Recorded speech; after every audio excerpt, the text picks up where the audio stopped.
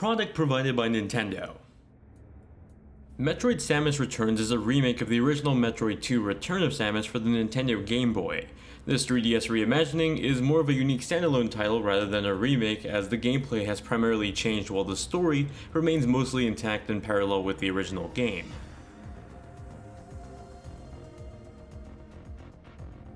Metroid Samus Returns takes place after the events of Metroid Federation Force on the 3DS. After the execution of Operation Golem in Federation Force, the Galactic Federation employs Samus to visit the Metroid homeworld, planet SR-388. The Metroids on this planet have been deemed too dangerous to live, and so now Samus must wipe them all out. If you played Metroid 2 Return of Samus, you'll recognize the story pretty well, as for the most part, the plot remains intact.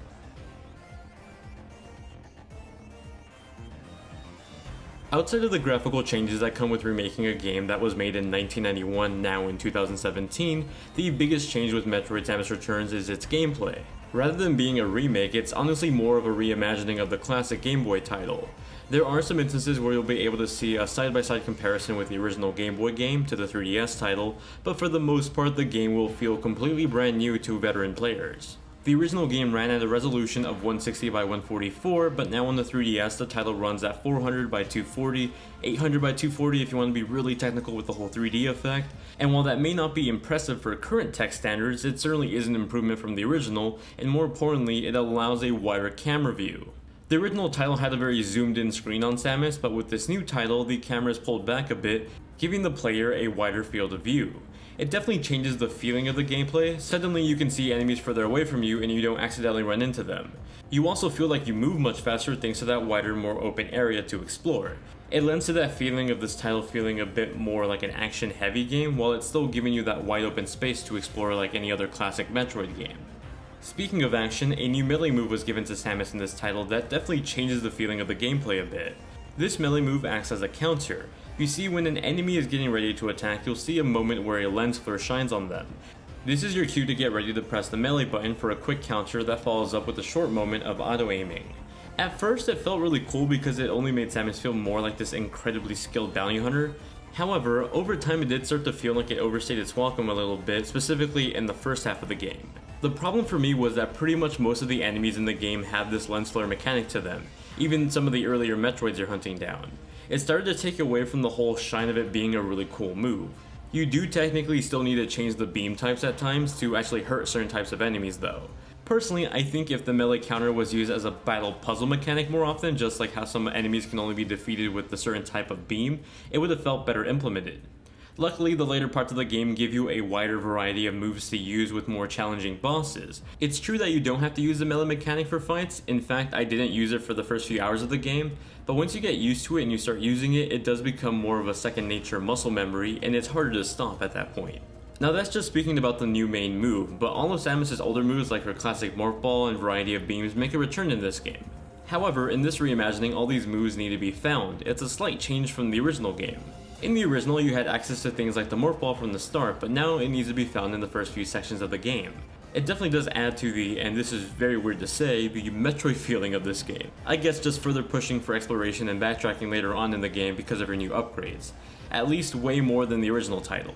While on the topic of exploration, all the rooms and layouts of the game from the original have primarily changed, and with that comes a few new exploration tools. At the bottom of the 3DS is now an always available map, along with a pin system that lets you mark down certain areas that you like to backtrack to, or at least just keep track of. There's also a handy glossary that depicts different things on the map like discovered Metroids, save points, and teleportation ports that you can use to backtrack to older areas without having to do it manually. One of the frequently asked questions I got during my preview of this game was if the controls are remappable, and sadly they aren't. Samus has her traditional blaster that you can use to have her aim with a touch of the circle pad. However, this is also how she moves, so this is more of a run and gun situation. If you want to stay stationary, you'll hold down the L button and then Samus will stay put, but give you full control of a 360-degree aim of her blaster and her jumping ability. A cool mechanic of this is that her aim shoots out a little reticle laser that lights up red whenever an enemy is in sight. This makes it a bit easier to know when your enemy will actually get hit by one of your lasers. On the bottom screen next to the map, you'll see a quick selection of beam types too, so you can easily switch between different beam types for different enemies. Along with Samus' core weapon, she now has Aeon abilities in her suit, one of which lets her scan the area to show new parts of the map. This is also a handy way to find new secret items along with breakable walls that'll open up new paths of exploration. Another frequently asked question in my preview was if there's any support for the ShucklePad Pro or the C-Stick on the new 3DS, and sadly they're just completely ignored in this game. My personal favorite part about this reimagining is the boss fights. While they were great in the original game, in this new title they feel much more epic. The skills have been greatly increased both figuratively and literally. The updated visuals along with having to use your vast arsenal of weapons and tools make the boss fights feel like the grandest moments in the game.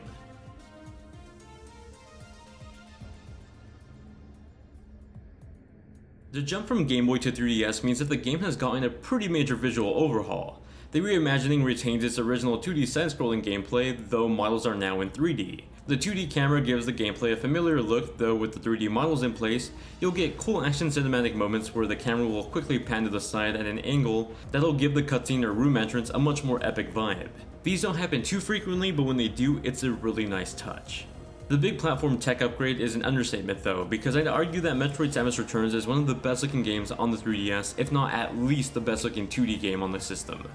The use of 3D is used very well in this title. If you're someone who traditionally doesn't like playing 3DS games in 3D, this may be the one to break you. The effects give depth to the caverns and caves you're exploring, further improving that feeling of isolation that the Metroid series is known for. I really like the 3D effect use when you freeze an enemy and then break them apart. The ice pieces look quite literally like they fly out of the screen. Part of the charm of the Metroid series is its tone and feeling of solitude. You're an awesome bounty hunter exploring these alien planets with nothing but your blaster to survive.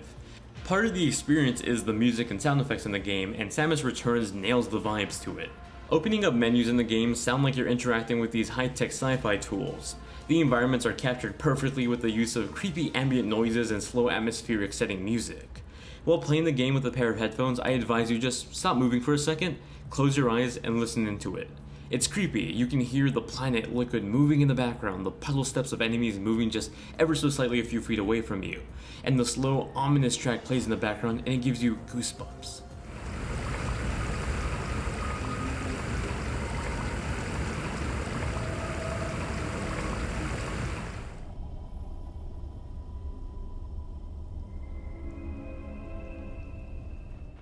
Metroid Samus Returns is fantastic. It may be the same story you played before, but for all intents and purposes, this game feels like a brand new Metroid game from a gameplay and pretty much any other aspect. The gameplay is good for the most part, though I would love to see the melee counter be used in more interesting and clever ways.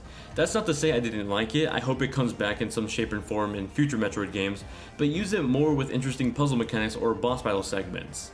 On the visual and audio front, this game may be running on weak 3DS hardware compared to the Switch, but it completely feels like a full-blown Metroid game. As someone who hadn't touched their 3DS since the Switch came out, I'm telling you guys this is worth picking up. Whether you're a fan of Metroid, brand new to the series entirely, or your 3DS is just collecting dust now that you have a Switch, this is worth picking up your 3DS once again. That does it for my review of Metroid Samus Returns for the Nintendo 3DS. If you have any questions about the game that I may have missed in my review, feel free to ask me in the comments down below or hit me up on Twitter and I'll do my best to get back to you right away. If you enjoy this type of content, then please consider dropping a like and subscribing. I upload reviews and other types of videos on PS4, Xbox One, Nintendo Switch, and PC. Thank you all very much for watching, and keep on gaming.